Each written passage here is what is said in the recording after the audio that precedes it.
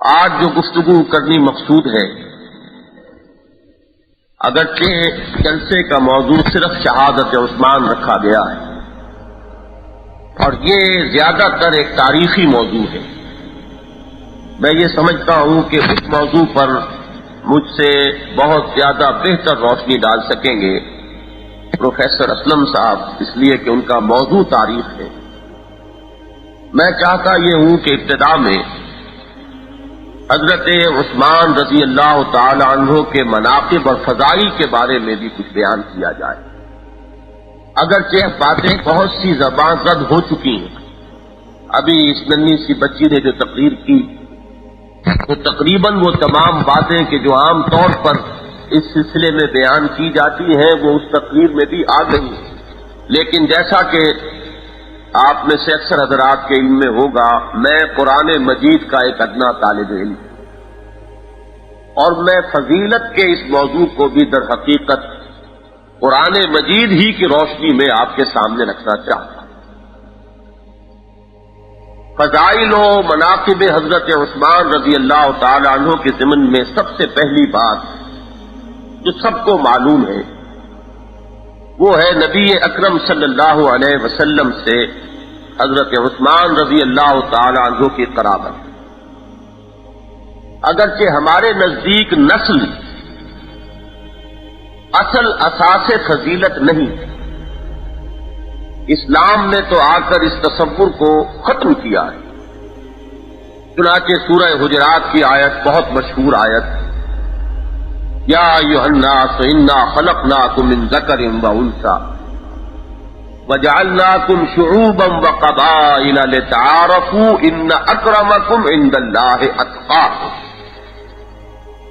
یہ رنگ و نسل اور یہ خون کا معاملہ جو دنیا میں بنائے شرف رہا ہے، اسی کو فضیلت کی بنیاد قرار دیا گیا، اسی کو عزت اور شرف کی اساس بنایا گیا۔ قرآن مجید نے ان تمام بتوں کو توڑ ڈالا اور اصل بنائے شرف و عزت صرف تقویٰ کو قرار دیا۔ اسی کی تفسیر سمجھیے، نبی اکرم صلی اللہ علیہ وسلم اپنے خاندان والوں کو جمع کر کے خطبہ ارشاد فرماتے ہیں اور قریب ترین جو افراد ہو سکتے ہیں ان کا نام لے لے کر فرماتے ہیں، یا فاطمہ بنت محمد صلی اللہ علیہ وسلم انقذی نفسک من النار فانی لا املک لک من اللہ شیئا، یا صفیۃ عمۃ رسول اللہ صلی اللہ علیہ وسلم انقذی نفسک من النار فانی لا املک لک من اللہ شیئا۔ اے فاطمہ، محمد کی نفس جگر صلی اللہ علیہ وسلم و رضی اللہ تعالی عنہا، اپنے آپ کو اللہ کی آگ سے بچانے کی فکر کرو، اس لیے کہ میں اللہ کے ہاں تمہارے کام نہیں آ سکوں گا، تمہارے اپنے اعمال ہیں، لیس للانسان الا ما سعی وان سعیہ سوف یرا، اپنا عمل لہا ما کسبت وعلیہا ما اکتسبت۔ قرآن مجید نے تو یہود کے پندار پر کاری ضرب لگائی کہ تلک امۃ قد خلت لہا ما کسبت ولکم ما کسبتم ولا تسألون عما کانوا یعملون۔ سورہ بقرہ کے 16ویں رکوع میں یہ آیت 2 مرتبہ ہے۔ تو معلوم ہوا کہ ہمارے نزدیک اصل بنائے شرف اور اصل بنائے فضیلت نسل نہیں ہے، خون نہیں۔ بھائی ہمارا 2 باتیں ہیں، نبی اکرم صلی اللہ علیہ وسلم سے تعلق، قرابت کا، رشتہ داری کا، چاہے کلی طور پر بنائے فضیلت نہ ہو لیکن من وجہ ایک فضیلت کی بنیاد ضرور۔ اور دوسری بات یہ کہ چونکہ ایک فرقے نے اسی چیز کو بنائے شرف بنایا اور اس کا اتنا چرچا کیا اور عوام کے ذہن چونکہ اس کو لپٹ کر قبول کرتے ہیں، لوگوں کا تصور یہی رہا ہے، تو عوام کی اس کمزوری سے فائدہ اٹھایا گیا۔ لہذا اس پہلو سے بھی اگر بات واضح کی جائے تو کوئی حرج نہیں کہ توڑا دوہرا رشتہ بلکہ 13 رشتہ ہے حضرت عثمان کا رضی اللہ تعالی عنہ نبی اکرم صلی اللہ علیہ وسلم کے ساتھ۔ نجیب الطرفین قرشی ہیں، ان کی والدہ حضرت عروہ بنت ام حکیم بنت عبد المطلب، عبد المطلب کی نواسی ہے حضرت عثمان کی والدہ، اور نبی اکرم صلی اللہ علیہ وسلم عبد المطلب کے پوتے، گویا کہ حضور کے مابین اور حضرت عثمان کی والدہ کے مابین رشتہ جو ہے وہ پھوپھی ذات بہن اور ماموں ذات بھائی کا ہے۔ تو حضرت عثمان رضی اللہ تعالی عنہ اس نسبت سے حضور کے بھانجے۔ اور دوسرا معاملہ اس لیے کہ دامادی ہی کا معاملہ ہے جو بہت زیادہ اچھالا گیا، تو اگر یہ کوئی بنائے فضیلت ہے تو حضرت عثمان رضی اللہ تعالی عنہ کو وہ فضیلت حضرت علی رضی اللہ تعالی عنہ کے مقابلے میں دو چند حاصل ہے۔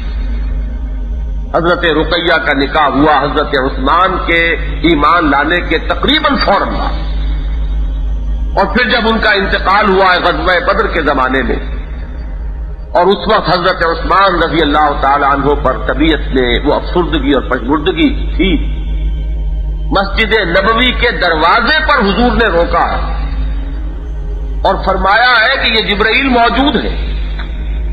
جبرائیل اللہ کے ملائکہ مقربین میں سے وہ موجود ہیں، حضور دیکھ رہے ہیں، حضرت عثمان نہیں دیکھ رہے رضی اللہ تعالی عنہ، یہ موجود ہیں اور یہ کہہ رہے ہیں کہ اللہ تعالی نے ام کلثوم کا نکاح تم سے کر دیا ہے۔ گویا کہ حضرت عثمان رضی اللہ تعالی عنہ کا نکاح حضرت ام کلثوم رضی اللہ تعالی عنہ سے آسمان پر پہلے ہوا ہے اور زمین پر بعد میں۔ تو یہ معاملہ، اور ابھی بچی کی زبان سے آپ نے سن لیا کہ جب حضرت ام کلثوم کا انتقال ہوا ہے تو اس وقت مختلف روایات آئی ہیں، بعض میں تعداد 40 تک آئی ہے کہ اگر میرے 40 بیٹیاں بھی ہوتی تو میں یکے بعد دیگرے ان کو عثمان کے نکاح میں دیتا۔ اب آپ اس سے اندازہ کیجئے کہ نبی اکرم صلی اللہ علیہ وسلم کو کس قدر قرب اور کس قدر آپ راضی ہیں حضرت عثمان سے، کس قدر آپ کو حضرت عثمان رضی اللہ تعالی عنہ عزیز ہے۔ اس پہلو سے یہ جو ذو النورین کا لقب ہے حضرت عثمان کا، اگرچہ میں اس کے بعد دوسرے پہلو بھی آپ کے سامنے بیان کروں گا، لیکن اساسی طور پر بنیادی طور پر اسی لیے ذو النورین قرار پائے کہ نبی اکرم صلی اللہ علیہ وسلم کی دو بنات، دو بیٹیاں رضی اللہ تعالی عنہما یکے بعد دیگرے حضرت عثمان کے نکاح میں آئے، تو معلوم ہوا کہ اگر جیسا کہ میں نے عرض کیا دامادی بنائے فضیلت ہے تو پھر یہ فضیلت حضرت علی رضی اللہ تعالی عنہ کے مقابلے میں حضرت عثمان کو دو چند حاصل۔ یہ اس دور میں انتہائی جھٹائی اور جسارت اور بڑی ہی بے شرمی کے ساتھ تاریخ کو مسخ کرنے کی جو کوششیں ہو رہی ہیں، اور اس اعتماد پر ہو رہی ہیں کہ کسی بھی بات کو ذرا وقت گزر جائے تو اس بات میں ایک استناد کی کیفیت پیدا ہو جاتی۔ آج سے 50 سال پہلے کا کوئی چھپا ہوا ورق دکھا دیجئے، عام آدمی اسی کو سند مان لے گا، یہ 50 سال پہلے کی لکھی ہوئی کوئی کتاب ہے۔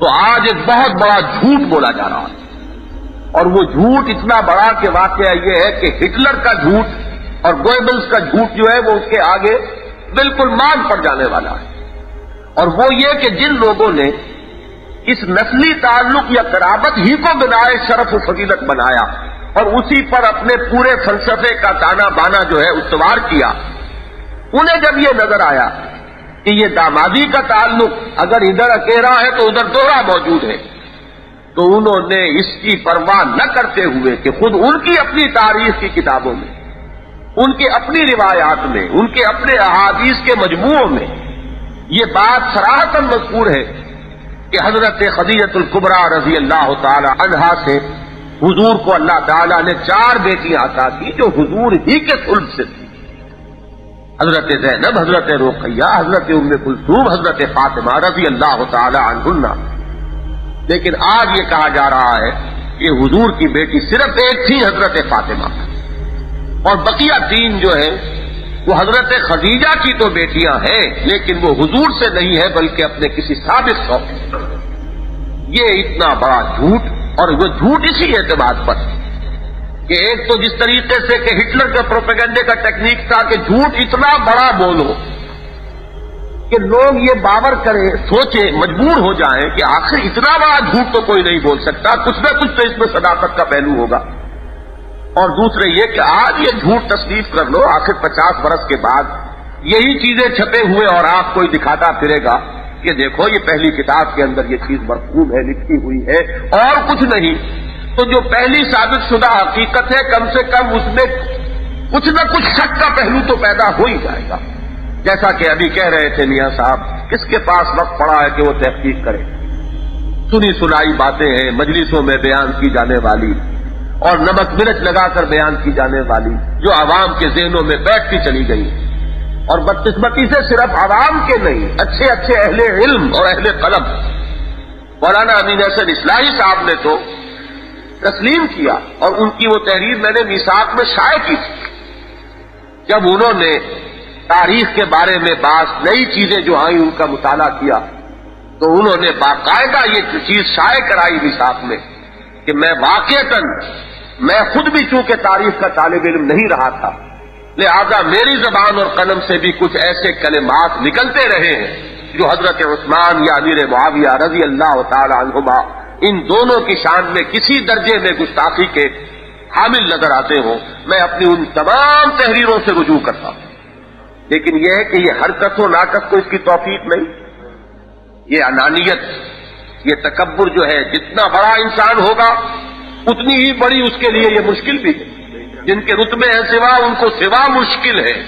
عام آدمی کے لیے غلطی کا مان لینا آسان ہے، لیکن اہل علم اور اہل فضل اور اہل قلم کے لیے، مصنفوں کے لیے اور بڑے بڑے اساتذہ کے لیے اپنی غلطی کا ماننا جو ہے آسان نہیں۔ تو واقعہ یہ ہے کہ تاریخ کو جو مس کیا گیا تو اس طرح کیا گیا، اس نے دھڑلے کے ساتھ کیا گیا، اور اس طریقے سے باتیں زبان پر جاری کرا دی گئی، اور اس طریقے سے لوگوں کے ذہنوں میں بٹھا دی گئی کہ بڑے بڑے مصنفین کے قلم سے وہ ٹپک پڑی ہے بغیر اس کے کہ ان کا کوئی ارادہ اس میں شامل ہو۔ اس سے بہت سی وہ چیزیں جو ہے عام ہو گئی کہ جن کا واقعہ یہ ہے کہ جب تاریخ کا محققانہ انداز میں مطالعہ کیا جائے تو معلوم ہو کہ بالکل ہی تصویر جو ہے وہ دوسری۔ تو میں جو عرض کر رہا تھا وہ یہ کہ قرابت نبی اکرم صلی اللہ علیہ وسلم کے ساتھ یقیناً بنا فضیلت ہے، لیکن یہ بھی معاملہ جو ہے بہرحال حضرت عثمان رضی اللہ تعالی عنہ کو دوہرا حاصل ہے حضرت علی کی نسبت رضی اللہ تعالی عنہ۔ لیکن اصل بنا فضیلت کیا ہے؟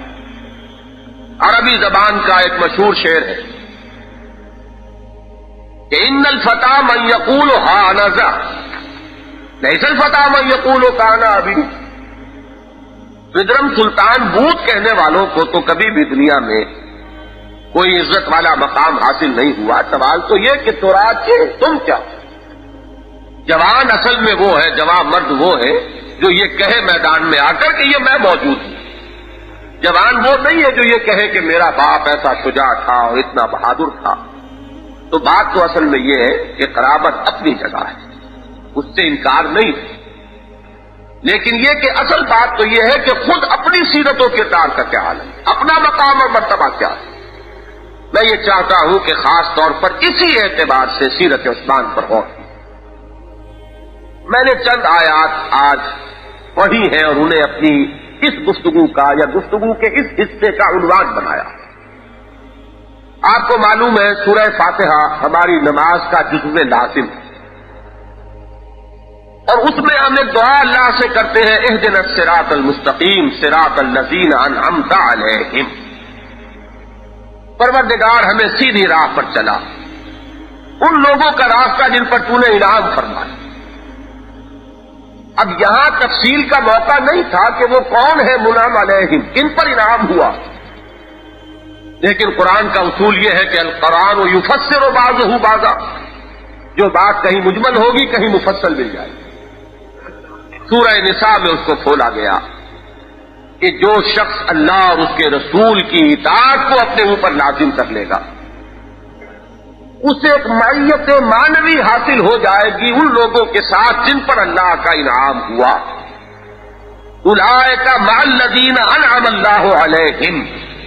اور یہاں اب تشریح کر دی کہ وہ کون ہے انعم اللہ علیہم. من النبیین والصدیقین والشہداء والصالحین وحسن اولئک رفیقا. یہ 4 جماعتیں انبیاء کرام ہیں بلند ترین مقام پر. ان کے بعد درجہ ہے صدیقین کرام کا، ان کے بعد ہے شہداء کرام، اور ان کے بعد ہے صالحین مومنین. نیچے سے چلیے تو صالحین مومنین، پھر شہداء کا رتبہ ہے، پھر صدیقین کا مقام و مرتبہ ہے، اور پھر انبیاء کرام کا. ان میں سے نبوت کا جہاں تک تعلق ہے وہ پہلے بھی کسبی نہیں تھی، وہ بھی تھی، اور اب تو اس کا دروازہ مستقلاً بند ہو چکا، مکمل طور پر بند ہو چکا. نبی اکرم صلی اللہ علیہ وسلم پر نبوت و رسالت کا خاتمہ ہی نہیں ہوا، اس کی تکمیل بھی ہو چکی، اتمام بھی ہو چکا. البتہ یہ 2 بقیہ جو مراتب ہیں درمیان کے، یہ بہرحال بند ہونے والے نہیں. اپنی اپنی ہمت، اپنی اپنا ایثار، اپنی اپنی کوشش، اپنی اپنی محنت، اور کسی درجے میں اپنی اپنی استاد طبع کے اعتبار سے ان دونوں مراتب تک ان پر فائز ہونا انسانوں کے لیے اب ذرا اس مقدمے کے ساتھ غور کیجئے. آخری پارے کی ایک سورت ہے سورۃ اللیل. اس کی آخری آیات کے بارے میں تو مفسرین کا اجماع ہے کہ یہ حضرت ابوبکر صدیق کے بارے میں نازل ہوئی رضی اللہ تعالیٰ عنہ، جو میں نے آپ کو پڑھ کر سنائی. فَسَيُجَنَّبُهَا الْأَتْقَى. اتقى کا مصداق حضرت ابوبکر صدیق رضی اللہ تعالیٰ. الذی یؤتی مالہ یتزکیٰ. ان کی سیرت اور شخصیت کا سب سے نمایاں وصف اللہ کی راہ میں مال صرف کرنا، تزکیے کے لیے. یہ نہیں ہے کہ کسی کا کوئی قرض ان پر تھا. وَمَا لِأَحَدٍ عِندَهُ مِن نِّعْمَةٍ تُجْزَىٰ إِلَّا ابْتِغَاءَ وَجْهِ رَبِّهِ الْأَعْلَىٰ وَلَسَوْفَ يَرْضَىٰ.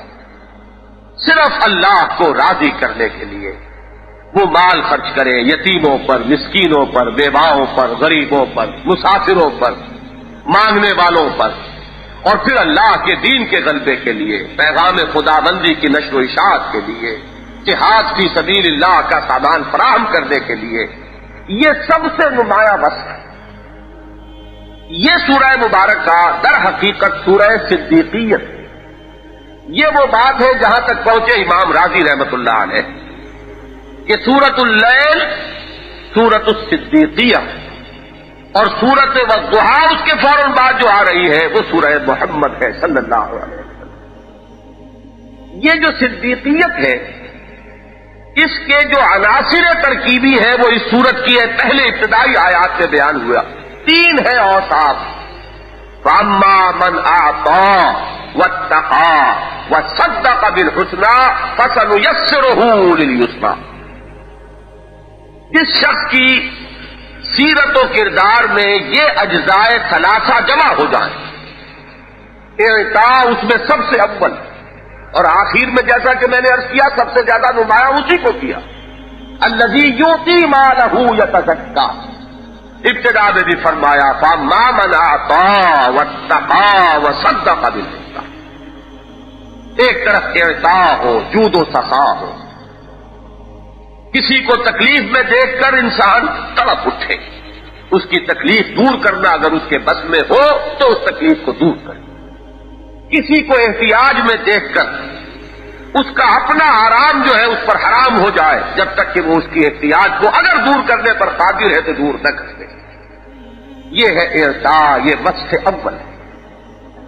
دوسرا وصف ہے واتقیٰ.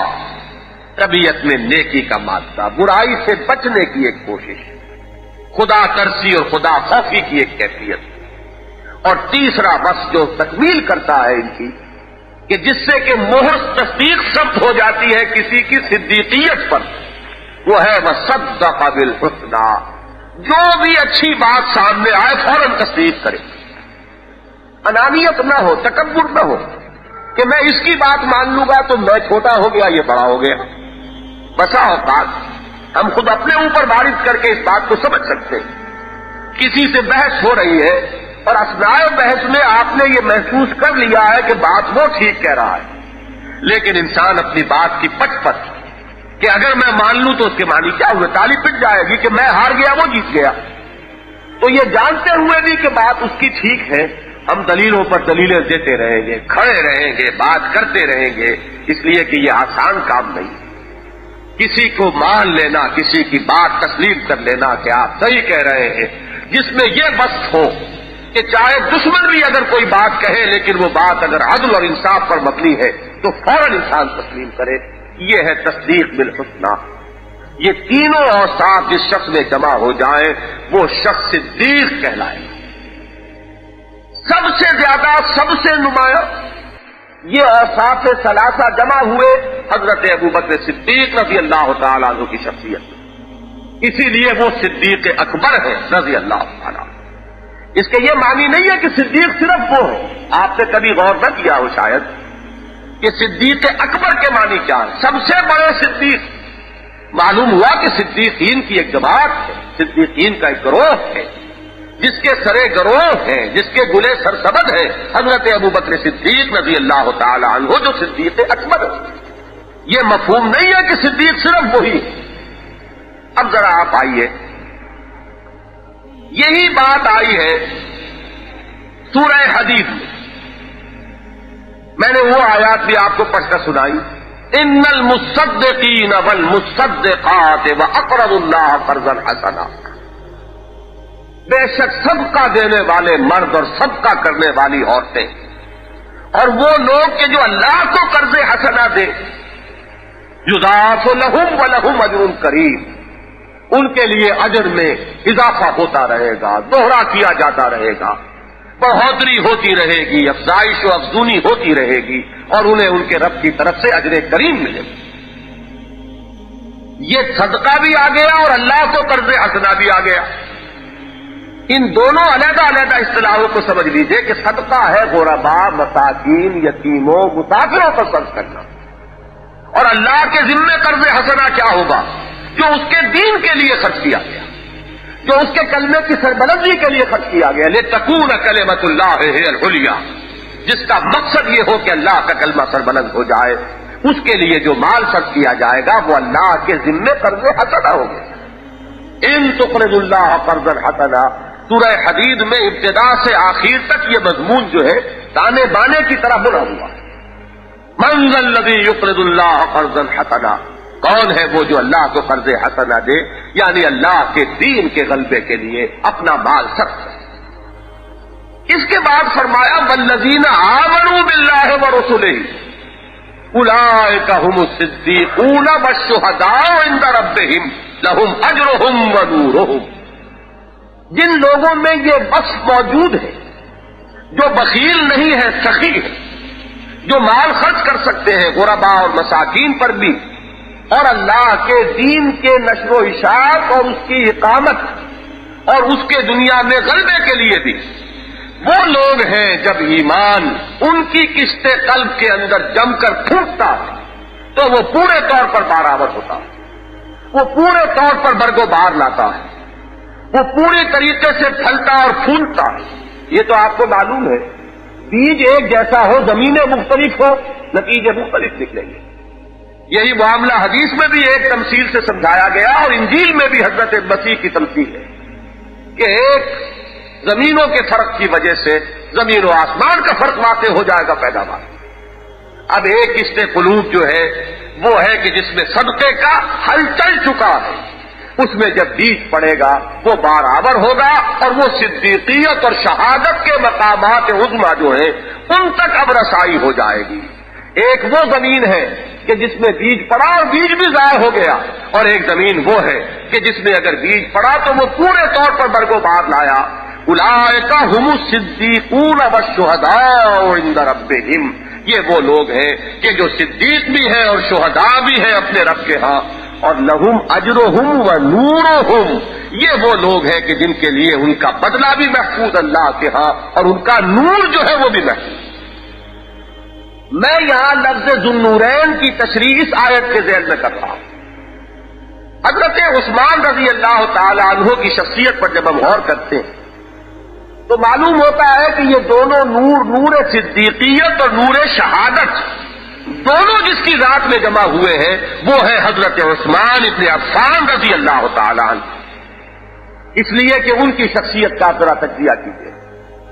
میں نے اب وہ تانا بانا سا بن دیا ہے کہ جس میں آپ پھول ٹانکتے چلے جائیے تو اب یہ نہیں ہوگا کہ وہ علیحدہ علیحدہ آپ کو نظر آئے، بلکہ وہ ایک فریم کے اندر لگا ہوا معلوم ہوگا کہ ہر چیز اپنی جگہ پر ٹھیک ٹکی تھی۔ سب سے پہلے لیجیے اما من اعطا، اعطاء جو وصف اول۔ امام الہند شاہ ولی اللہ دہلوی رحمۃ اللہ علیہ نے ازالت الخفا ان کی ایک بہت ہی اعلیٰ اور بہت ہی علمی اور بہت ہی محققانہ تصنیف ہے۔ بدقسمتی سے ہم اپنے وہ پچھلے اسلاف جو ہیں ان سے تو کیا واقف ہوں گے، یہ جو 200 برس پہلے کی شخصیتیں اس برے صغیر کی ہیں ان سے بھی واقف نہیں رہے۔ ازالت الخفا پڑھیے، ازالت الخفا خلافت الخلفاء۔ یہ پروپیگنڈے کے طوفان جو اٹھائے گئے ہیں اور جس کا گردہ جو ہے وہ فضا میں اس طریقے سے ہے جیسے کہ کبھی کبھی وہ ڈسٹ سسپینشن ہو جایا کرتی ہے اور گردہ جو ہے وہ پورے فضا کے اندر وہ ایک سسپینشن کی شکل اختیار کر لیتا ہے۔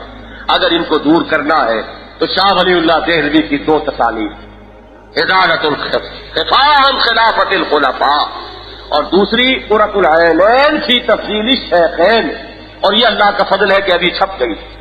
حال ہی میں یہی آپ کے ہاں میں ایک مکتبے نے اسے شائع کر دیا ہے، لاہور ہی کا ایک مکتبہ۔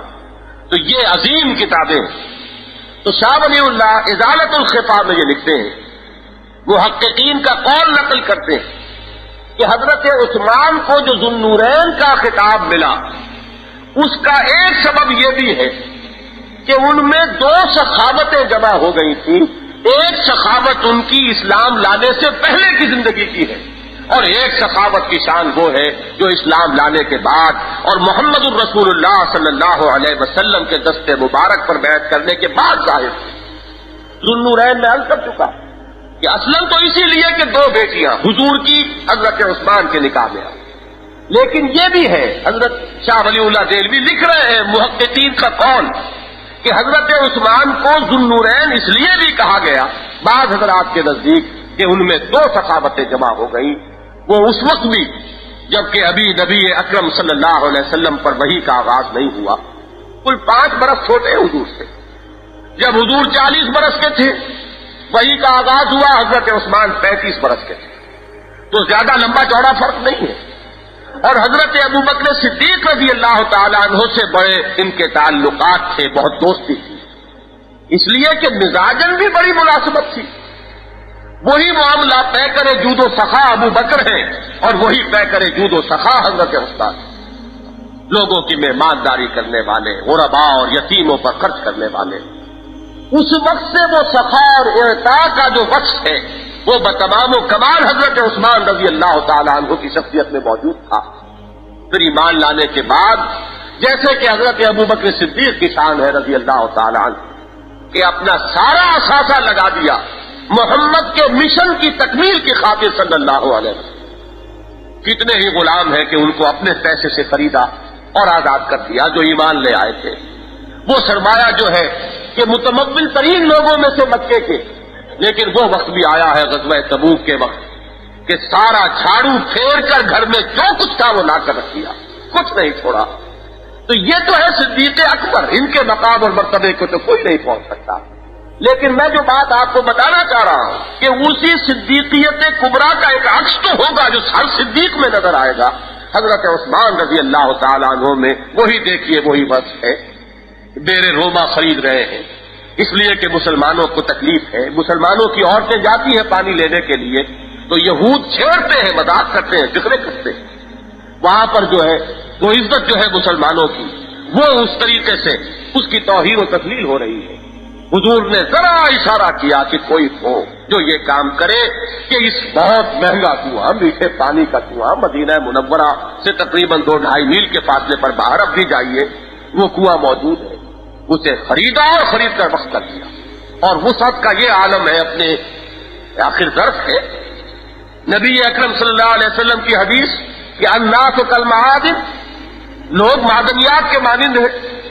سونے کی دھات اگر وہ اور کی شکل میں ہے تو وہ بھی تو سونا ہی ہے، صرف یہ ہے کہ اس کے ساتھ کچھ اور چیزیں بھی مٹی بھی ملی ہوئی ہے. آپ نے اسے کٹھانے میں ڈالا، صاف کر لیا، وہی سونا سونا ہی رہے گا، سونا تو نہیں بدلے گا. تو فرمایا خیارکم فی الجاہلیت خیارکم فی الاسلام، جو تم میں سے بہترین لوگ تھے جاہلیت کے دور میں وہی اسلام میں بہترین. جو اس وقت سونا تھا وہی اب سونا ہے، لیکن وہ اب زر خالص بن گیا ہے. اب اس میں جو امپیورٹیز تھی، جو اور چیزیں تھیں وہ ختم ہو گئی، اور جو اس وقت چاندی تھی وہ چاندی ہے جو اب خالص چاندی ہو گئی. تو اسی اعتبار سے حضرت عثمان کا معاملہ وہی جود و سخا کا عالم. خود یہ فرماتے ہیں کہ حضور کے ہاتھ پر بیعت کرنے کے بعد کوئی جمعہ میری زندگی میں ایسا نہیں گزرا جس میں کہ میں نے کسی نہ کسی غلام کو آزاد نہ کیا ہو. اور اگر کسی وقت اتفاقاً ایسا ہوتا کہ کسی جمعے کو میں کوئی غلام آزاد نہ کر سکتا تو اگلے جمعے میں 2 غلام آزاد. یہ ہے معاملہ حضرت عثمان کا رضی اللہ تعالیٰ عنہ، جس سے ہم واقف نہیں، اس لیے کہ ہم نے تو چند چیزیں جو بہت سی مشہور ہیں پڑھنے کی طرف توجہ نہیں. ہمیں اور چیزوں سے فرصت ہو تو ہم دیکھیں. تو یہ معاملہ اور پھر وہ بیر روما کا معاملہ دیکھیے، مسجد نبوی کی توسیع کا معاملہ دیکھیے، اور وہ جیش عشرہ غزوہ تبوک کا وقت جہاں حضرت ابو بکر اس انتہا کو پہنچے ہیں کہ اپنا سب کچھ اساس البیت تک لا کر حضور کے قدموں میں ڈال دیا. حضور ممبر پر ہے اور لوگوں کو بار بار ترغیب دلا رہے خرچ کرو. حضرت عثمان کھڑے ہوتے ہیں.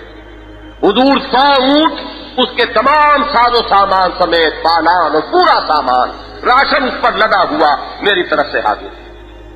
حضور کو معلوم ہے کہ مہم کتنی بڑی، کتنی ضرورت ہے. حضور پھر فرماتے ہیں.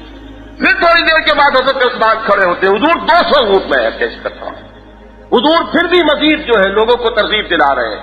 پھر وہ کھڑے ہوتے ہیں. حضور 300 اونٹ میری طرف سے کہ جو پورے ساز و سامان کے ساتھ پیش کر دیے گئے. حضور فرماتے ہیں کہ عثمان اس وقت نقد کی ضرورت بھی ہے. حضرت عثمان جاتے ہیں اپنے گھر اور کہتے ہیں اپنے جو بھی وہاں پر کارندے ہیں کہ جتنا بھی اس وقت نقد ہے جمع کر لو. وہ سارا لے کر 1000 دینار، یہ درہم نہیں ہے دینار ہے، اشرفیاں، وہ خالص سونے کی اشرفیاں وہ لے کر آتے ہیں ایک تھیلی میں جو اپنی آستین میں چھپائی ہوئی لاتے ہیں اور حضور بیٹھے ہوئے ہیں حضور کی جھولی میں ڈال دیتے ہیں. حضور دیکھتے ہیں 1000 دینار. الفاظ آئے ہیں بعض روایات میں کہ جوش مسرت سے حضور کا کہ چہرہ مبارک کی رنگت اتنی سرخ ہو جاتی ہے کہ الفاظ یہ آئے ہیں کہ جیسے آپ کے رخساروں پر انار جو ہے وہ نچوڑ دیے گئے ہیں. اتنی خوشی ہے محمد رسول اللہ صلی اللہ علیہ وسلم. اس وقت جب کہ وہ اونٹوں کا اعلان کر رہے تھے حضرت عثمان، اس وقت بھی جب حضور ممبر سے نیچے اترتے ہیں تو آپ نے فرمایا کہ آج کے بعد عثمان کو کوئی عمل نقصان نہیں پہنچا سکتا. اگرچہ اس کا کوئی امکان نہیں کہ کوئی برا عمل صادر ہوگا، اس کا کوئی امکان نہیں، لیکن یہ ہے کہ اس مقام اور مرتبے کی صرف وضاحت کے لیے کہ افعل ما شئت، اب جو چاہو تم کرو، تمہارے لیے کوئی عمل جو ہے اب وہ تمہیں گزن پہنچانے والا نہیں. اور اس کے بعد روایات میں آیا ہے کہ حضور اپنی جھولی میں ان اشرفیوں کو الٹتے پلٹتے رہے. چہرہ مبارک پر مسرت کی وجہ سے کیفیت وہ جو میں بیان کر چکا، اور اس وقت پھر حضور نے وہی الفاظ دہرائے کہ آج کے بعد عثمان جو کرے اس کو کوئی نقصان پہنچنے والا نہیں.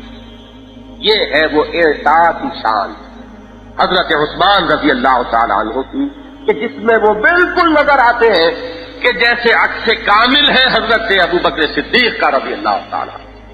صدیق اکبر ایک مرتبہ کامل ہے محمد رسول اللہ صلی اللہ علیہ وسلم کے، اور حضرت عثمان معلوم ہوتا ہے کہ عکس کامل ہے حضرت ابو بکر صدیق کے رضی اللہ تعالیٰ. آگے چلیے. اما من اعطا واتقا، اب تقویٰ پر ہے. تقویٰ کے بارے میں استیعاب کا ایک قول شاہ ولی اللہ ہی نے نقل کیا رحمت اللہ علیہ کہ حضرت عثمان خود یہ فرماتے کہ میں نے کبھی بھی جاہلیت، اس معنی میں تو جاہلیت کا کوئی دور آیا ہی نہیں، صدیق پر جاہلیت کا دور نہیں آتا، لیکن ہم زمانی اعتبار سے کہہ رہے ہیں کہ وہ زمانہ کہ جو حضور پر وحی کے آغاز سے پہلے کا زمانہ اسے اب دور جاہلی کہتے ہیں. میں نے کبھی بھی نہ زنا کیا نہ چوری کی. اور یہ قول بھی نقل ہوا ہے کہ حضرت عثمان اور حضرت ابو بکر رضی اللہ تعالی عنہ دونوں نے جاہلیت ہی میں شراب کو اپنے اوپر حرام کر دیا تھا. یہ وہ فطرت سلیمہ ہے، یہ وہ انسان کی فطرت. حضور جو فرماتے ہیں کہ کل مولود یولد علی الفطرہ فابواہ یحودانہ او یمجسانہ او ینصرانہ او کما قال صلی اللہ علیہ وسلم. یہ فطرت اسلام لے کر ہر انسان آتا ہے. یہ تو پھر مسخ ہو جاتی ہے فطرتیں، تب یہ برائیاں اور یہ عیوب اور یہ خرابیاں اور یہ فحش حرکات کا صدور ہوتا ہے. ورنہ اگر فطرت اپنی صحت اور سلامتی پر برقرار رہے تو فطرت انسانی جو ہے وہ تو اس فاطر کی بنائی ہوئی ہے، اس میں تو کوئی کمی نہیں. تو اس فطرت سلیمہ پر ہوتا ہے ہر صدیق، ہر نبی بھی اور ہر صدیق بھی. مزاجن صدیقین کا مزاج بالکل انبیاء کا مزاج ہوتا ہے. یہ بات دوسری ہے کہ کسی کا دستے ہنائی باغ میں کوئی گیا اور کوئی پودا ہے گلاب کے پھول اس میں کھلے ہوئے ہیں، کسی کا دستے ہنائی کسی ایک پھول کو چن لیتا ہے، یہ اس کا انتخاب ہے. ورنہ گلاب کے پھول وہاں ہیں اور بھی ہیں اس پودے میں. جس کو چن لیا استفاء اور اجتباء کا مقام جسے حاصل ہو گیا وہ مصطفیٰ اور مجتبیٰ ہو گئے. اور بقیہ جو وہ پھول ہیں وہ حسد میں جلتے نہیں کہ وہ یہ کہے کہ انہیں یہ مقام کیوں حاصل ہو گیا، بلکہ جیسے ہی ان کی طرف سے دعوت آتی ہے وہ لبیک کہتے ہوئے حاضر ہو جاتے ہیں. اور ایک لحظہ کا توقف بھی نہیں ہوتا ہے تصدیق میں کہ فوراً تصدیق کرتے ہیں. یہ ہے صدیقیت کی شان. تو میں یہ پہلی دوسری بات بیان کر رہا تھا، انسان کے اس طبیعت میں بدی سے جو حجاب ہے اس کو اصطلاح میں کہتے ہیں حیا. یہ انسان کی فطرت میں برا کام کرتے ہوئے اندر سے نفس لوامہ اسے روکتا ہے، جس کی قسم کھائی قرآن مجید میں لا اقسم بالنفس اللوامہ. اور انسان نہیں چاہتا. حضور نے ایک مرتبہ یہ گناہ کی تعریف کی کہ الاسم ما حاک فی صدر کا فکرہت ان یبتلی علیہ. گناہ وہ ہے جس سے تمہارے سینے میں خلجان پیدا ہو جائے اور تم اس کو پسند نہ کرو کہ لوگوں کے علم میں آئے کہ اس نے یہ حرکت کی ہے. یعنی گناہ کے یہ دو پہلو ہو گئے، ایک تو نفس لوامہ اس پر ملامت کر رہا ہو اندر، اور ایک انسان یہ محسوس کرے کہ یہ سب لوگ بھی کہیں گے کہ یہ بری بات ہے اور وہ نہ کرنا چاہے، وہ برائی ہے. اسی کا مادہ جو ہے اسے ہم حیا کہتے ہیں. اور حیا کے بارے میں محمد الرسول اللہ صلی اللہ علیہ وسلم کی سند ہے کہ اکثرہم حیاء عثمان. تمام صحابہ کرام میں سب سے زیادہ حیا میں بڑھے ہوئے حضرت عثمان ہے رضی اللہ تعالی. اور وہ حدیث مجھے یہاں بیان کرنے کی حاجت ہے کہ والحیاء شعبۃ من الایمان. اسی لیے اگر کسی نے کہا کہ کامل الحیاء والایمان تو اس میں کوئی اپنی طرف سے اضافہ نہیں ہے.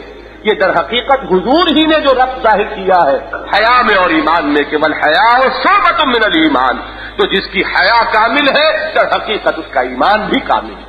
تو کامل الحیاء والایمان یا اکثرہم حیاء عثمان، یہ ہے شان حضرت عثمان کی. اس سلسلے میں مسلم شریف میں ایک واقعہ آیا ہے حضرت عائشہ صدیقہ سے رضی اللہ تعالیٰ عنہ. ایک مرتبہ حضور میرے حجرے میں تھے اور ایک کوئی گدا پڑا ہوا تھا، گدیلا تھا، اس پر آپ استراحت فرما رہے تھے. لیٹا ہوا انسان بہرحال کپڑے پورے طور پر ہو سکتا ہے کہ کہیں کوئی پنڈلی کھلی ہوئی ہو حضور کی، پورے طور پر جسم ڈھکا ہوا نہیں. اور حضرت عائشہ صدیقہ بھی ایک طرف. میں اس جمعے میں بھی یہ واقعہ بیان کر رہا تھا. اس وقت بھی رہا نہیں گیا یہ کہنے سے کہ یہ حضور کے گھر جو ہم پڑھتے ہیں کتابوں میں تو ہم کوئی تصور نہیں کر سکتے. ہمارا تو گھٹیا سے گھٹیا گھر بھی کئی کمروں کا ہوتا ہے. وہاں تو یہ معاملہ ہے کہ ازواج مطہرات کے حجرے تھے. اور حجروں کا طول و عرض کیا تھا وہ روایات میں آتا ہے. حضور جب تہجد کے لیے کھڑے ہوتے تھے حضرت عائشہ کے حجرے میں رضی اللہ تعالی عنہا، تو وہ حجرہ اتنا چھوٹا تھا کہ یہ ممکن نہیں تھا کہ حضرت عائشہ بھی اپنی ٹانگیں پھیلائے رہیں اور حضور سجدہ بھی کر لیں. یہ ممکن نہیں ہوتا تھا. سجدے میں جب جاتے تھے تو حضور حضرت عائشہ کی ٹانگیں اٹھا کر ایک طرف کرتے تھے پھر سجدہ کرتے. تو اس چھوٹے سے حجرے میں حضور آرام فرما رہے، حضرت عائشہ بھی رضی اللہ تعالیٰ عنہ. تو ادھر سے اطلاع دی گئی کہ حضرت ابوبکر صدیق رضی اللہ تعالیٰ عنہ تشریف لائے ہیں اور اذن باریابی کے خواہاں ہیں. حضور نے فرمایا آ جائیے. آ گئے. بیٹی ہے، بیٹی کا گھر ہے. حضور لیٹے ہوئے جس طرح لیٹے ہوئے تھے لیٹے رہے. حضرت ابوبکر نے جو بات کرنی سیکھی. پھر یہ بات فرمائی گئی اطلاع دی گئی کہ حضرت عمر بھی تشریف لائے ہیں، حاضر ہونا چاہتے ہیں، ان کے بارے میں بھی اجازت دے دی گئی، وہ آئے۔ حضرت عائشہ صدیقہ نے ذرا پیٹ کر لی ہوگی، تو چادر جو ہے وہ اپنے اوپر لے لی ہوگی، اس کے بعد وہ بھی چلے گئے، جو بات انہیں کرنی تھی رخصت ہو گئے۔ تیسری مرتبہ اطلاع دی گئی کہ حضرت عثمان حاضر ہوئے ہیں رضی اللہ تعالی۔ جب یہ حضور کو اطلاع ملی تو حضور اٹھ کر بیٹھ گئے اور اپنے کپڑے آپ نے پوری طرح درست کر دیے۔ اصلح علیہ ثیابہ، یہ الفاظ ہے اس حدیث کے، مسلم شریف کی روایت۔ حضور نے اپنے اوپر اپنے کپڑے درست کر لیے اور ساتھ ہی حکم دیا حضرت عائشہ صدیقہ رضی اللہ تعالی عنہا کو کہ اجمعی علیک ثیابہ کے، اپنے اوپر بھی اپنے کپڑے اپنے چادر کو پوری طرح درست کر لو۔ یہ اہتمام کیا۔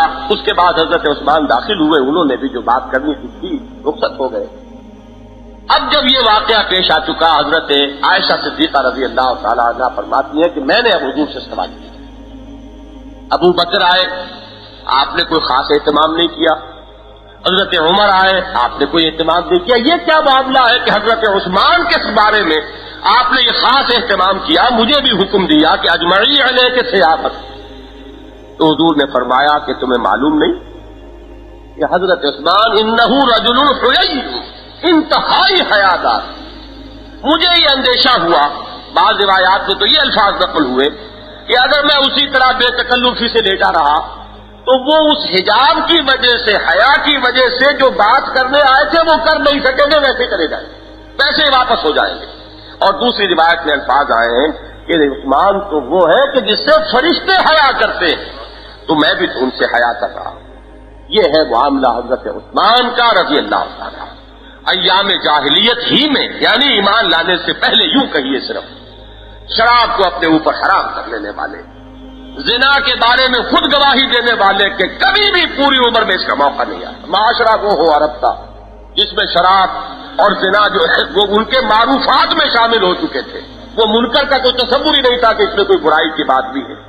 اسی میں 35 برس جس نے بسر کیے ہوں اور یہ گواہی دے رہا ہو، جس کی حیا کا عالم یہ ہو کہ فرماتے ہیں کہ جس دن سے میں نے حضور کے ہاتھ پر بیعت کی ہے تو اپنا جو دایاں ہاتھ حضور کے ہاتھ میں دیا تھا، اس کے بعد سے میں نے کبھی اپنے ناف سے نیچے کے جسم کو اس سے مس نہیں کیا ہے کہ یہ ہاتھ محمد کے ہاتھ میں آیا تھا صلی اللہ علیہ وسلم۔ جس کے تقویٰ کا، جس کی حیا کا یہ عالم، اما من آتا واتقا، جس کے اتقاء کا یہ عالم، جس کے اعطاء کا یہ عالم جو میں بیان کر چکا، اور صدق بالحسنی، تصدیق کا معاملہ یہ ہے کہ چھٹے یا ساتویں، بعض لوگوں کے نزدیک 5ویں یا چھٹے مومن ہیں ایمان لانے والوں میں حضرت عثمان کا نمبر یہ، حضرت ابو عبیدہ رضی اللہ تعالی عنہ، حضرت عبد الرحمن بن عوف رضی اللہ تعالی، عشرہ مبشرہ میں ان حضرات سے بھی پہلے ایمان لائے حضرت عثمان۔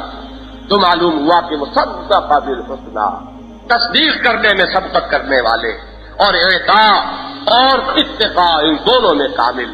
تو یہ ہے صدیقیت کے وہ اوصاف ثلاثہ۔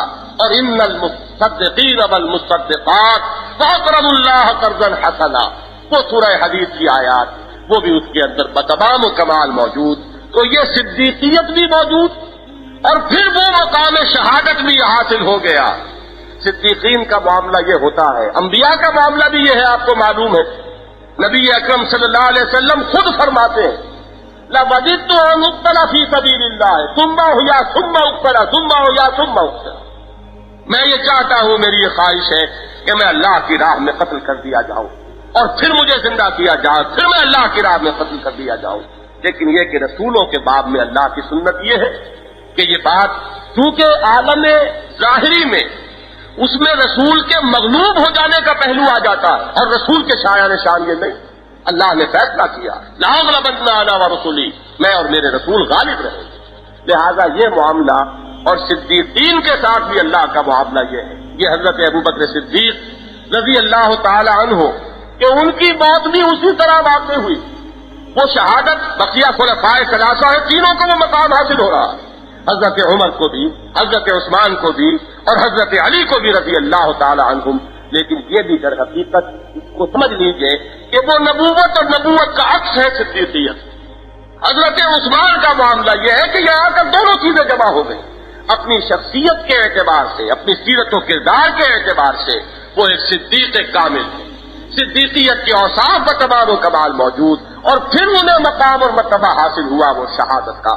تو واقع آیا کہ کوہ حرا پر حضور ہے، حضرت ابو بکر ہے، حضرت عمر ہے اور حضرت عثمان ہے رضی اللہ تعالیٰ عنہم، اور اس وقت جب وہ روب نبوت سے پہاڑ کانپا اور لرزا ہے تو حضور نے فرمایا اپنے پائے مبارک سے ذرا ٹھوکا دیتے ہوئے پہاڑ کو کہ تھم جا، رک جا، تیری پیٹھ پر اس وقت ایک نبی، ایک صدیق اور 2 شہیدوں کے سوا اور کوئی نہیں۔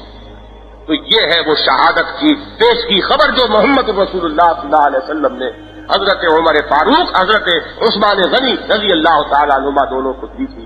تو یہ 2 نور ہیں جو جمع ہوئے ہیں حضرت عثمان غنی رضی اللہ تعالیٰ عنہ کی شخصیت میں۔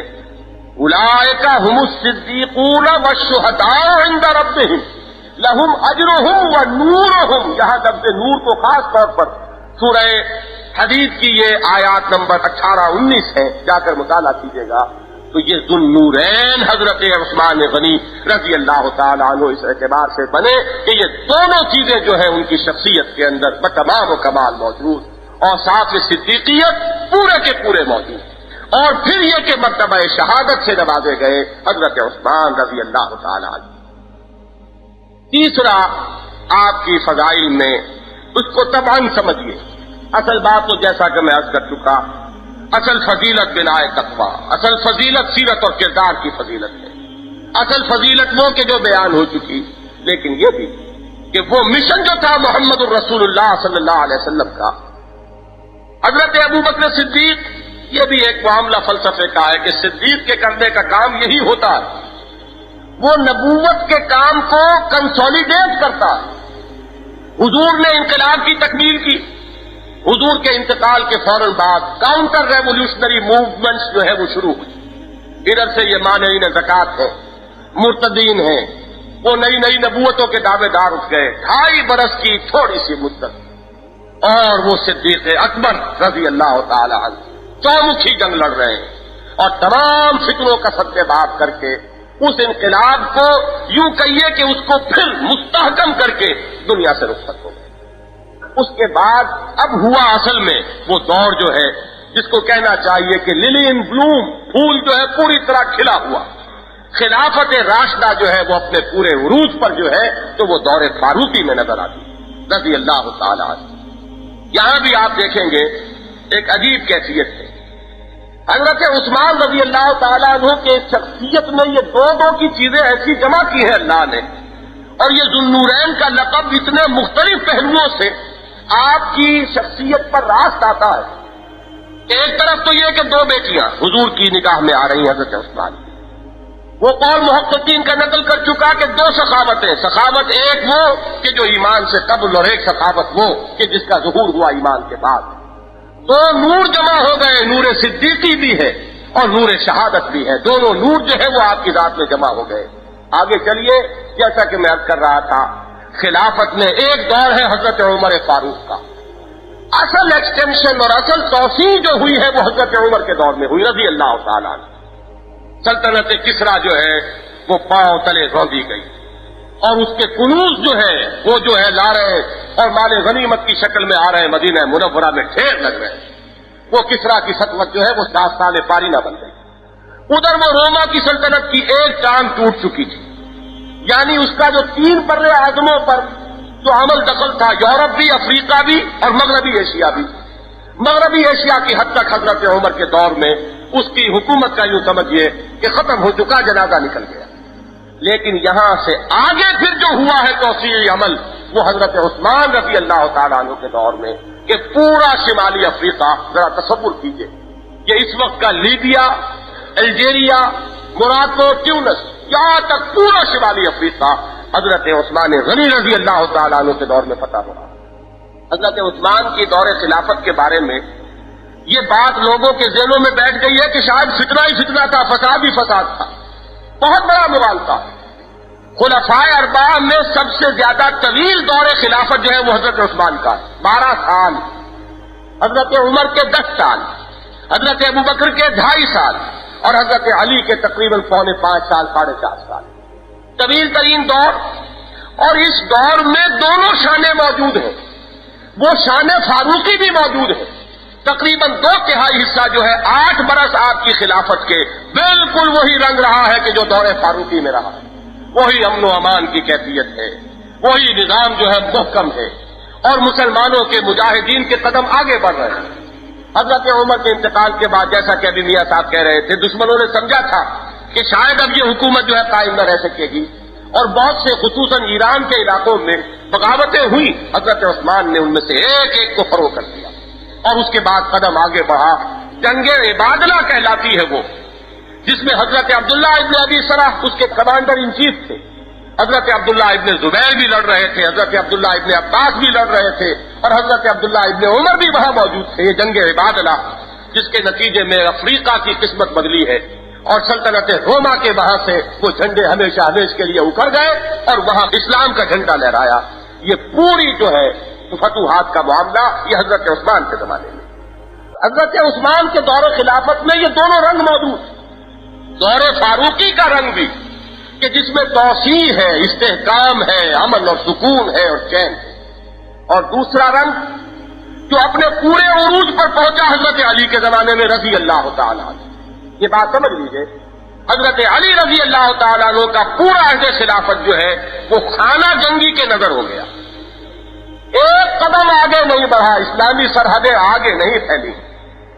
سارا جو دور خلافت ہے وہ خانہ جنگی, جنگ صفین ہو رہی ہے, جنگ جمل ہو رہی ہے, اور وہ خوارج کے ساتھ مار کے ہو رہے ہیں. 84,000 کلمہ گو ایک دوسرے کی تلواروں اور تیروں سے وہ قتل ہوئے ہیں یا شہید کہیے مسلمان 84,000 کی تعداد میں حضرت علی کے زمانے میں.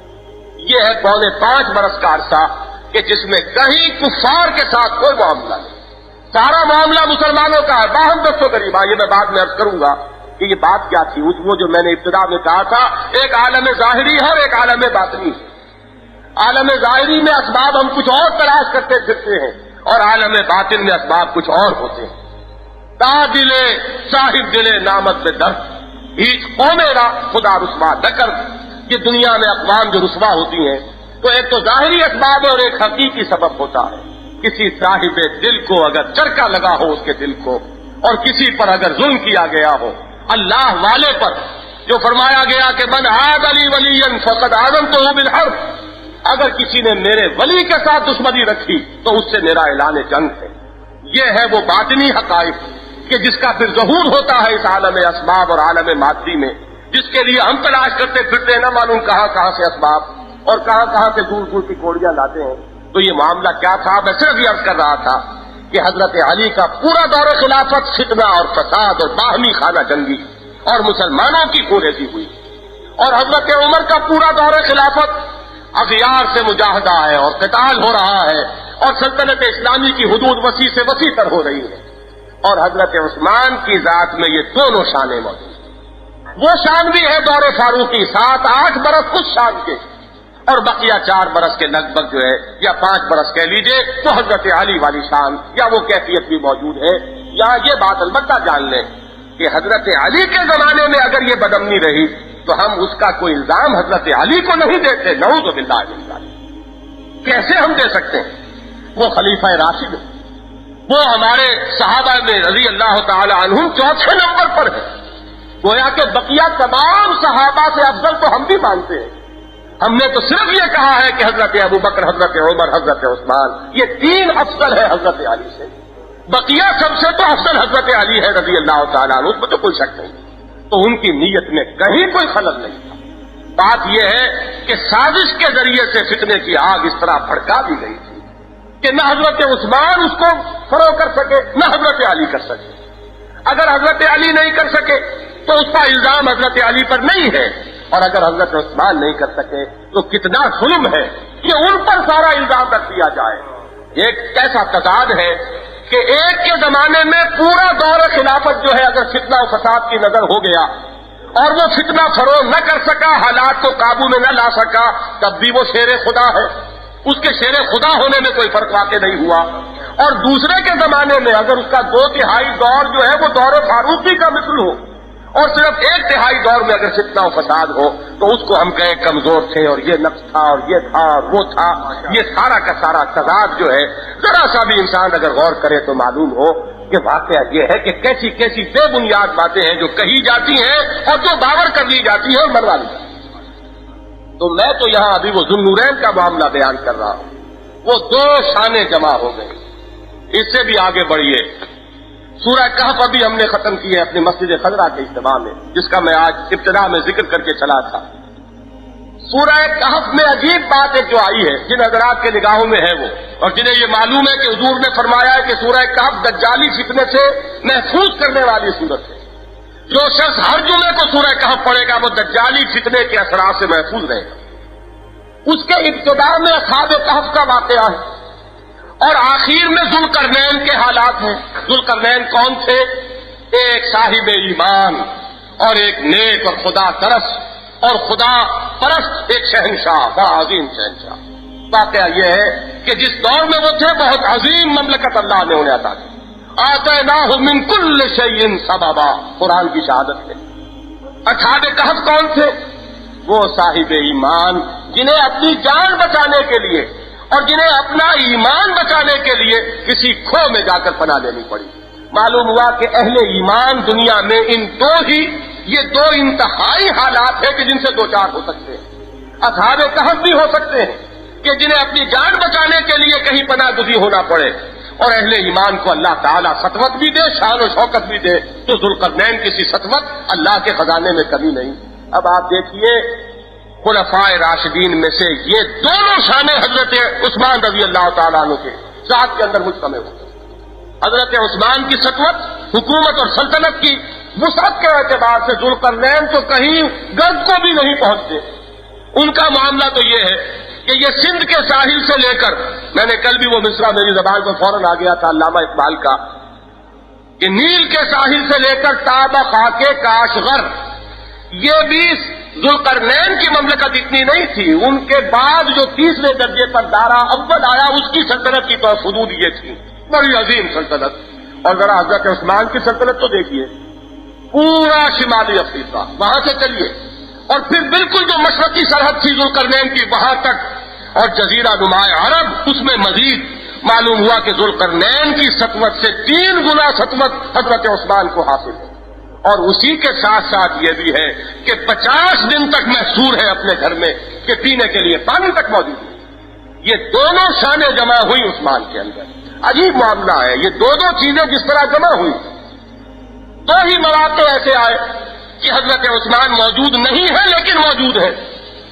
غزوہ بدر میں شریک نہیں ہو سکے اس لیے کہ حضرت رقیہ بیمار تھی رضی اللہ تعالی عنہ. حضور نے حکم دیا کہ عثمان تم تیمارداری کے لیے رہو اور تم شریک سمجھے جاؤ گے بدر میں. اور بدر کے مال غنیمت میں ان کا حصہ لگا. معلوم ہوا کہ عثمان نہیں ہے لیکن ہیں، اگرچہ جسمن موجود نہیں لیکن حقیقتاً موجود ہے بدر کے میدان میں.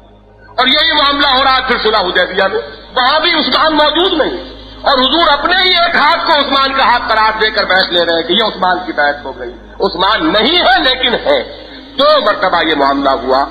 یہ بعد میں جب فتنوں کی آگ بھڑکی ہے، حضرت عبداللہ ابن عمر کا ایک واقعہ آتا ہے رضی اللہ تعالیٰ عنہ، جس زمانے میں کہ یہ بلوائی مصر سے آئے ہوئے تھے. معلوم ایسا ہوتا ہے کہ اس دور کا واقعہ کہ کوئی مصری بلوائی تھا، اس نے مناظرانہ انداز میں حضرت عثمان کی برائی بیان کرنے کے لیے چیزیں بیان کی کہ بتاؤ کیا عثمان احد کے دن ان لوگوں میں شامل نہیں تھے جو واپس مدینے آ گئے تھے؟ حضرت عبداللہ ابن عمر نے فرمایا رضی اللہ تعالیٰ ہاں ٹھیک ہے صحیح کہتے. پھر اس نے کہا کیا عثمان غیر حاضر نہیں تھے بدر سے؟ حضرت عبداللہ ابن عمر رضی اللہ تعالیٰ عنہما نے فرمایا ہاں ٹھیک کہتے. تو کیا وہ بیعت رضوان سے غیر حاضر نہیں تھے؟ انہوں نے پھر فرمایا کہ ہاں ٹھیک کہتے ہو. اس بلوائی نے سمجھا کہ میرا جادو تو چل گیا اور میں جیت گیا. اس نے اللہ اکبر کہا اور جانے لگا. اب حضرت عبداللہ ابن عمر نے روک دیا کہ جاتے کہاں رکو، اب مجھ سے سنو بات. حضرت عثمان رضی اللہ تعالیٰ عنہ جو عہد میں آ گئے مدینہ منورہ واپس، اللہ تعالیٰ ان سب کے لیے معافی کا اعلان کر چکا. سورہ آل عمران میں وہ آیت موجود ہے. جو لوگ بھی اس روز واپس آ گئے تھے اللہ نے ان کو معاف کر دیا. اب تم کون ہوتے ہو اس کو پھر دوبارہ اس کا ذکر کرنے والے. اور حضرت عثمان جو بدر میں نہیں تھے تو اس کا سبب یہ کہ حضرت رقیہ بیمار تھی، حضور نے حکم دیا تھا، اور الامر فوق الادب میں تو آپ بھی اب کہتے ہیں، حضور کا حکم تھا، حضور کے حکم سے تیماردار کے حصے سے تھے اور حضور نے حصہ لگایا اور شریک مانا۔ اور تیسری بات پر اب یہ بات جو کہی عبداللہ ابن عمر نے رضی اللہ تعالیٰ عنہما، تو یہ وہی کہہ سکتے تھے، اور عثمان جو نہیں تھے بیعت رضوان کے وقت، تو معلوم ہے کیوں نہیں تھے؟ اگر حضور کے پاس کوئی شخص ہوتا کہ جو عثمان سے بڑھ کر زیادہ عزت والا ہوتا قریش کے نزدیک، تو حضور اسی کو بھیجتے مکے کے اندر۔ یہ سب سے زیادہ عزت والے تھے حضرت عثمان رضی اللہ تعالی عنہ، جنہیں سفیر بنا کر بھیجا محمد رسول اللہ صلی اللہ علیہ وسلم نے۔ اس کے بعد اب اس کا جو منہ اترا، اور پھر اب حضرت عبداللہ ابن عمر نے اللہ اکبر کا نعرہ مارا اور فرمایا اب جاؤ اور لے جاؤ میری یہ تینوں باتیں ساتھ۔ یہ ہے معاملہ، وہ معاملہ اس وقت سے چلا رہا ہے، کوئی آج کی بات تو نہیں۔ لیکن میں یہ عرض کر رہا تھا کہ یہ دو دو ذرا گنتے چلے جائیے کہ کتنے مواقع پر یہ دو دو چیزیں جو ہے حضرت عثمان رضی اللہ تعالیٰ عنہ کی شخصیت میں جمع ہوئی ہیں۔ میں صرف ایک بات اس سلسلے میں عرض کروں گا، شہادت عثمان کے پس منظر، تاریخی پس منظر کے اعتبار سے اصولی بات، آپ ذرا تاریخی اعتبار سے اس پر غور کیجئے۔ اسلام کو جو اللہ نے غلبہ دیا، نبی اکرم صلی اللہ علیہ وسلم کو کامیاب فرمایا، لِيُظْهِرَهُ عَلَى الدِّينِ كُلِّهِ، یہ جو مشن تھا محمد الرسول اللہ کا وہ مکمل ہوا جزیرہ نما عرب کی حد تک۔ اور پھر آپ کے مشن کو لے کر صحابہ کرام باہر نکلے، تو جو لوگ مفتون ہوئے یا جنہوں نے شکست کھائی، ان کا ذرا جائزہ لیجئے وہ کون کون تھے۔ سیاسی طور پر جنہوں نے شکست کھائی اور مذہبی طور پر جنہوں نے شکست کھائی۔ پہلے مذہبی طور پر گن لیجئے، مشرکین جو تھے عرب کے، ان کا تو تیا پاچا کر دیا گیا۔ اس میں تو سورہ توبہ کی وہ آیت نازل ہو گئی کہ اب تمہیں 4 مہینے کی مہلت ہے، اگر اس کے اندر ایمان لے آؤ تو اس سرزمین میں رہ سکتے ہو، اگر نہیں رہ سکتے تو فَإِذَا انْسَلَخَ الْأَشْهُرُ الْحُرُمُ فَاقْتُلُوا الْمُشْرِكِينَ حَيْثُ وَجَدتُّمُوهُمْ۔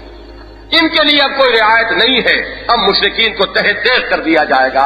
مطلب یہ ہوا کہ ان کے ساتھ کوئی معاملہ نرمی کا اب نہیں ہوگا، اس لیے کہ حضور انہی میں سے تھے اور انہی کی طرف اولاً مبعوث کیے گئے۔ اب وہ کسی رعایت کے مستحق نہیں تھے اگر کفر پر باقی رہتے۔ لیکن نصارہ اور یہود کو ایک رخصت دی گئی، تم چاہو تو اپنے دین پر قائم رہ سکتے ہو، یؤتوا الجزیۃ عن ید وہم صاغرون۔ 2 شرطیں ہیں، نیچے ہو کر رہو گے، سر جھکا کر رہو گے، غلبہ اسلام کا ہوگا، مسلمانوں کا ہوگا، اور دوسرے یہ کہ تمہیں جزیہ دینا پڑے گا، یؤتوا الجزیۃ عن ید وہم صاغرون۔ یہ رعایت تھی جو اہل کتاب کے ساتھ اسلام نے کی، اور غالباً اسی رعایت کا پھر انتقام ہے جو انہوں نے لیا۔ لیکن اس انتقام کو 2 حصوں میں اپنے ذہن میں رکھیے۔ عیسائیوں کے معاملے میں قرآن مجید کا جب آپ مطالعہ کریں گے تو جو نصارہ اس وقت تک تھے ان کی کہیں کہیں قرآن نے تعریف بھی کی، ان میں ابھی اچھے لوگ بھی موجود تھے، ان میں قبول حق کی استعداد بھی موجود تھی، اور عیسائیوں سے کوئی براہ راست مار کا بھی حضور کی حیات طیبہ میں پیش نہیں آیا۔ جبکہ یہود کا معاملہ اس کے بالکل برعکس، یہود پر تنقیدیں بھی قرآن مجید میں بڑی شدید ہوئی۔ 10 رکوع ہے پورے، 5ویں رکوع سے 14ویں رکوع تک سورہ بقرہ کے، یہ ذرا پڑھیے تو معلوم ہوگا کہ ایک مفصل اور مسلسل فرد قرارداد جرم ہے جو یہود پر عائد کی جا رہی ہے۔ اور پھر ان کے 3 قبیلے جو تھے مدینے سے ان کو نکالا گیا، ایک قبیلے کے تمام مردوں کو قتل بھی کیا گیا، تو زخم خوردہ زیادہ جو تھے وہ یہودی تھے، عیسائی بھی تھے، لیکن یہ کہ عیسائیوں کا معاملہ اتنا نہیں جتنا یہود کا تھا، لہذا انتقام کا معاملہ بھی یہ ہے کہ سب سے پہلے یہودیوں نے اس انتقام کے لیے وہ ریشہ دوانیاں کی اور سازشیں کی۔ اب آئیے سیاسی اعتبار سے، اسلام کو جب عروج ہوا تو دنیا میں 2 عظیم مملکتیں تھیں، ایک کا ذکر میں کر چکا، سلطنت روما، قیصر کی سلطنت، لیکن یہ جو رومن امپائر ہے یہ 3 بر اعظموں پر پھیلی ہوئی تھی۔ اس کے یورپین اور افریقن اور ایشیائی، مغربی ایشیائی، یہ مقبوضات 3 تھے۔ دوسری طرف سلطنت کسریٰ وہ ایران، خلافت راشدہ میں خصوصاً دور فاروقی میں سلطنت کسریٰ کی تو دھجیاں ہوئی، اس کا تو وجود ہی نہیں رہا۔ لیکن سلطنت روما کی تو صرف ایک ٹانگ ٹوٹی، صرف اس کے مغربی ایشیائی مقبوضات حضرت عمر کے زمانے میں فتح ہوئے، اور جو دوسری ٹانگ ٹوٹی 3 میں سے وہ حضرت عثمان کے زمانے میں، جبکہ یہ شمالی افریقہ فتح ہو گیا۔ تو تو جہاں تک انتقام کا معاملہ ہے وہ انتقام بھی سب سے زیادہ شدید جو تھا وہ ایرانیوں کے اندر تھا. رومن امپائر تو ابھی انٹیکٹ تھی. یہی وجہ ہے آج سمجھ لیجیے اچھی طرح حضرت عمر سے کیوں انہیں اتنا بغض ہے. کیوں آج بھی آپ دیکھیں گے, چلے جائیے اس ملک میں, ویسے سیاسی اعتبار سے ہمارے حلیف ہے, ہماری دوستی ہے, یہ اپنی جگہ پر ہے, لیکن بہرحال مذہبی حقائق جو ہے اس کی بنا پر مس نہیں کیے جا سکتے. آج بھی حضرت عمر کا قاتل, اس کے مقبرے کی شبیہیں وہاں پر فروخت ہوتی ہیں. حضرت ابو لولو فیروز, یہ اس کا نام جو ہے اتنے تقدس مآب طریقے پر, اور اس کا بھی جیسے کہ ائمہ کی مقبروں کی تصویریں جو ہے وہ بکتی ہیں, اسی طریقے سے اس کی قبر جو ہے اس کی تصویر بھی بک رہی ہے, اور اسے محسن مانا گیا. کیوں مانا گیا؟ اس لیے کہ اس نے چراغ بجھایا ہے حضرت عمر فاروق رضی اللہ تعالیٰ عنہ کی حیات طیبہ کا, اور انہی کے زمانے میں یہ سلطنت کسریٰ جو ہے یہ مسلمانوں کے پاؤں تلے روکی گئی. تو اب آپ غور کیجئے کہ دو طرف سے آ کر یہ سازشیں جو ہے ایران کی سرزمین ان کا مرکز بن گئی. سیاسی اعتبار سے سب سے زیادہ انتقام کے جذبات جو تھے وہ ایران میں تھے. مذہبی اعتبار سے سب سے زیادہ انتقامی جذبات یہودیوں میں تھے. انتقام شروع کیا, حضرت عمر کی زندگی کا چراغ گل کیا تو وہ ابو لولو فیروز ہے وہاں پر, اور اس کے ساتھ وہ ساری سازش جو ہے پس منظر میں رکھی ہے. لیکن جب اس میں ناکامی ہو گئی, جیسا کہ ابھی میاں صاحب کہہ رہے تھے, اب یہودی ذہن سامنے آیا, اور یہودی ذہن کی ریشہ دوانیاں اور اس کی سازش کے اندر مہارت جو ہے واقعہ یہ ہے کہ دنیا کی کوئی قوم اس کا مقابلہ نہیں کرتی. یہ ہندوؤں کے بارے میں بھی ایک جدید تحقیق یہ ہے کہ یہ بھی لاسٹ ٹرائبز آف بنی اسرائیلی ہیں. ان کے اندر بھی وہ جو مزاج کی جو مناسبت, یہود اور ہنود ان دونوں کے اندر جو مزاج کی مناسبت ہے, تو کوئی نسلی تعلق بھی ہے غالباً کہ جس کی وجہ سے ان کے مناسبت اس قدر موجود ہے مزاج میں. تو ریشہ دوانی اور سازش یہ ان کی گھٹی میں پڑی.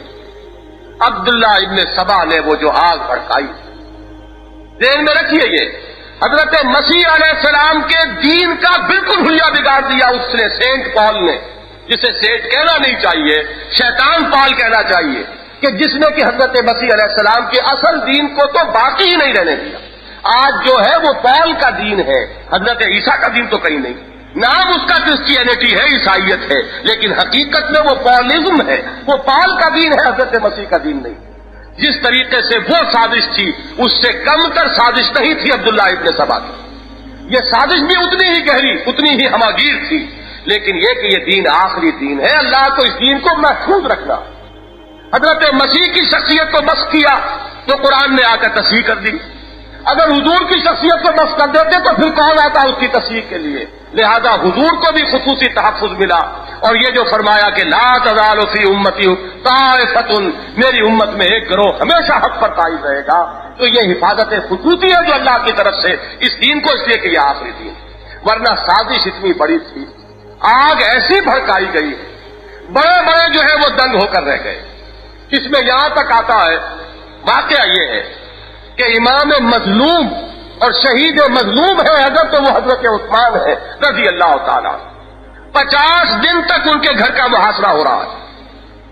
اس دور کے ایک بہت بڑے محقق مفکر, انہوں نے عجیب کیا ہے, اس گھر کو آگ لگ گئی گھر کے چراغ سے, اور کہا گیا کہ یہ شاہد من اہلہا, دیکھو اب یہ سنی جو ہے کہلانے والے وہ وہی کچھ کہہ رہے ہیں جو ہم کہتے چلے آئے تھے. یہ ہماری بدقسمتی, ہمارے اپنے اعمال کی ثابت ہے. ویسے یہ ہے کہ اللہ تعالیٰ کی شان یہ ہے کہ وہ زندہ میں سے مردہ اور مردہ میں سے زندہ برآمد کرتا ہے, شر میں سے خیر نکال لاتا ہے. واقعہ یہ ہے کہ اس کتاب کے نتیجے میں پھر جو مسلمان بیدار ہوا ہے, اس لیے کہ یہ بات بڑی چونکا دینے والی بات تھی. تو اب یہ جو جلسے ہو رہے ہیں اور یہ جو یوم منائے جا رہے ہیں, اور جو کتنی ہی کتابیں ہیں, درجنوں کتابیں تصنیف ہو گئی, اور تاریخ کا یہ باب جو ہے اب اس کو کھنگالا جا رہا ہے اثر نو, تو یہ سارا خیر جو ہے اسی شر سے برآمد ہوا. تو میں یہ عرض کر رہا تھا کہ اس وقت حضرت علی رضی اللہ تعالی عنہ, خود وہ مصنف صاحب یہ فرماتے ہیں اپنی کتاب میں کہ جب بلوائی گھیرے ہوئے تھے اور حضرت عثمان پر انہوں نے بے بنیاد الزامات کی لمبی چوڑی فہرست بنائی ہوئی تھی, حضرت علی آئے رضی اللہ تعالی عنہ, اور انہوں نے ایک ایک الزام سے بریت ثابت کی حضرت عثمان کی. لیکن پھر دیکھیے عجیب بات, یہ وہی الزام ہے کہ پھر جو وہ صاحب مصنف خود دوبارہ پیش کر رہے ہیں. اور حضرت علی رضی اللہ تعالیٰ عنہ کی عظمت اور ان کے مقام اور مرتبے کی شہادت بھی دے رہے ہیں. تو اللہ تعالیٰ خوش رکھے ہمارے مرزا محمد منور صاحب کو. میثاق میں انہوں نے جب ایک تبصرہ شائع کیا تھا ایک کتاب پر، تو اس میں یہ الفاظ لکھے کہ نہ معلوم ان لوگوں نے حضرت علی کو بھی شاید کرائے کا وکیل سمجھا ہے کہ شاید وہ حضرت عثمان سے کوئی فیس لے کر وکالت میں ان کی برات کر رہے تھے. اگر تو حضرت علی نے برات کی تھی اپنی دیانت دارانہ رائے سے، تو تمہیں شرم نہیں آتی کہ جن الزامات سے برات ثابت کرتی حضرت علی نے رضی اللہ تعالیٰ عنہ، آج تم انہی کو پھر دوہرا رہے ہو اور پھر حضرت علی کی تعریف بھی کر رہے ہو رضی اللہ تعالیٰ عنہ. تو عجیب عجیب معاملے ہیں. اب کس کس چیز کا، وہ اس گھر کو آگ لگ گئی گھر کے چراغ سے والا معاملہ ہے. کتنے ہی ہیں اہل سنت کہلانے والے حضرت معاویہ کا نام ادب سے نہیں لے سکتے، کتنے ہی ہیں کہ حضرت عمرو بن العاص رضی اللہ تعالیٰ عنہ کا نام ادب سے نہیں لے سکتے. وہ اس طریقے سے اذہان مسموم کر دیے گئے اور زبان اور قلم جو ہے اس پر اس طرح کا تسلط غیر شعوری طور پر قائم کر دیا گیا کہ ٹپک رہی ہیں زبان سے بھی وہی باتیں اور ٹپک رہے ہیں قلم سے بھی وہی افعال کہ جو لوگوں کے ذہنوں پر مسلط کر دیے گئے. تو حضرت علی رضی اللہ تعالیٰ عنہ تو تمام الزامات سے بری ثابت کر رہے ہیں. محاصرہ ہے. حضرت عبداللہ ابن سلام آتے ہیں رضی اللہ تعالیٰ عنہ، بنی اسرائیل میں سے تھے. وہ آئے یہودی، کیونکہ پورا سازش تو ذہن میں پیچھے یہودی تھا. وہ خوش ہوئے کہ یہ آئے ہیں حضرت عثمان سے ملنے جا رہے ہیں، یہ بھی کوئی بات، کوئی گستاخی کر کے آئیں گے، کوئی یقیناً توہین کر کے آئیں گے. بلوائیوں نے خوشی بنائی کہ یہ جا رہے ہیں حضرت عثمان سے ملنے. انہوں نے جا کر حاضر ہو کر عرض کیا کہ آپ مجھے اجازت دیجئے کہ میں یہی رہوں آپ کے پاس، اس لیے کہ میں محسوس کر رہا ہوں کہ یہ ظالم اب آپ کو شہید کیے بغیر نہیں چلیں گے. آپ مجھے اجازت دیجئے کہ میں آپ ہی کے ساتھ شہید ہو جاؤں اور یہیں پر آپ کے ساتھ موجود رہوں. حضرت عثمان کے الفاظ یہ نقل کیے گئے کہ میرا جو حق تم پر ہے، معلوم ہوتا ہے، تفصیل تو وہاں نہیں، کہ کوئی حسن معاملہ ہوگا، کوئی حسن سلوک کیا ہوگا حضرت عثمان رضی اللہ تعالیٰ عنہ حضرت عبداللہ ابن سلام کے ساتھ رضی اللہ تعالیٰ عنہ. حضرت عثمان نے اس کا واسطہ دیا کہ میں تمہیں اپنے اس حق کا واسطہ دے کر کہتا ہوں جو میرا تم پر ہے کہ یہاں سے چلے جاؤ، میرے ساتھ نہ رہو، اپنی جان کی خیر بناؤ، اپنے آپ کو بچاؤ. وہ بالکل لاچار ہو کر باہر آئے. انہوں نے تالیاں پیٹی کے واپس آئے ہیں. کچھ ہمیں اب سنائیں گے کہ کس طرح توہین کر کے آئے حضرت عثمان کی. انہوں نے کھڑے ہو کر خطبہ دیا کہ لوگوں باز آ جاؤ، ان کے خون میں اپنے ہاتھ نہ رگو. میں تمہیں بتا رہا ہوں کہ کبھی اللہ کا کوئی نبی کوئی شہید نہیں کیا گیا، لیکن یہ کہ پھر 70,000 انسان کم سے کم قتل ہوئے اور کسی نبی کا خلیفہ کبھی شہید نہیں کیا گیا، مگر کم سے کم 35,000 افراد اس کے بعد قتل ہوئے ہیں. خون کی ندیاں بہ جائیں گی اور تم اب بھی بعد آ جاؤ اس سے. انہوں نے کہنا شروع کیا، ایکسپیکٹ کچھ اور کر رہے تھے، معاملہ کچھ اور نکلا، شور مچا لیا یہ جو یہودی جھوٹ بکتا ہے. انہوں نے کھڑے ہو کر کہا خدا کی قسم میں جھوٹ نہیں کہہ رہا، اور پھر قرآن مجید کی آیات پڑھ کر سنائی. وہ جو وہاں پر آیا ہے کہ شاہد شاہد من اہل کتاب، کتاب کے جو علماء ہیں وہ گواہی دینے والے ہیں. اس وقت انہوں نے کہا میں گواہی دیتا ہوں، میں جو کچھ کہہ رہا ہوں تورات سے کہہ رہا ہوں، اور اب بھی تمہارے لیے وقت ہے کہ بعد آ جاؤ، ورنہ جو کچھ فتنہ اس کا آغاز ہوگا اس کا تم اندازہ نہیں کر سکتے. اور وہی ہو کر رہا، وہ فتنہ ہوا. میں عرض کر رہا تھا کہ یہ کربلا کے واقعے کو جو رنگ دیا گیا یہ یوں ہی نہیں دیا گیا. حالانکہ محققین کی رائے تو یہ ہے کہ 9 کو تو حضرت حسین رضی اللہ تعالیٰ پہنچے کربلا. یہ پانی کتنے عرصے بند رہ گیا، 10 کو تو شہادت ہو گئی. اور زیادہ جو روایات ہیں ان کو بھی دیکھیں تو زیادہ سے زیادہ 3 دن کا قیام وہاں ثابت ہے. لیکن یہ کہ داستانیں ہیں کہ تصنیف ہو گئی. اور وہ دجلہ کا کنارہ کوئی صحرا نہیں، ذرا سا گڑھا کھودا تو خود ثابت ہے کہ پانی نکل آیا. معلوم ہوا کہ وہ پیاس کی فرضی داستانیں جو بنائی گئیں اس لیے کہ پیاس حضرت عثمان کی یاد نہ رہے لوگوں کو، اور وہاں پر مظلومیت کا جو رنگ چڑھایا گیا ہے وہ اس لیے کہ عثمان کی مظلومیت سے نگاہیں جو ہے دور ہٹ جائے. ایک واقعے کو اس طریقے سے ڈرامائی انداز کے اندر لوگوں کے اندر پھیلا دیا گیا ہے کہ اب کوئی جانتا ہی نہیں کہ مظلوم شہید جو ہے وہ حضرت عثمان ہے رضی اللہ تعالیٰ. میں یہ کہا کرتا ہوں ایک عالم یہ ہے کہ چاہے 1 اور 1000 کا مقابلہ ہو، لیکن آپ میدان جنگ میں ہیں، خود بھی ہاتھ میں آپ کے تلوار ہے. یقتلون و یقتلون، آپ قتل کر بھی رہے ہیں، قتل ہو بھی رہے ہیں. اس میں معاملہ جو ہے اور ہے.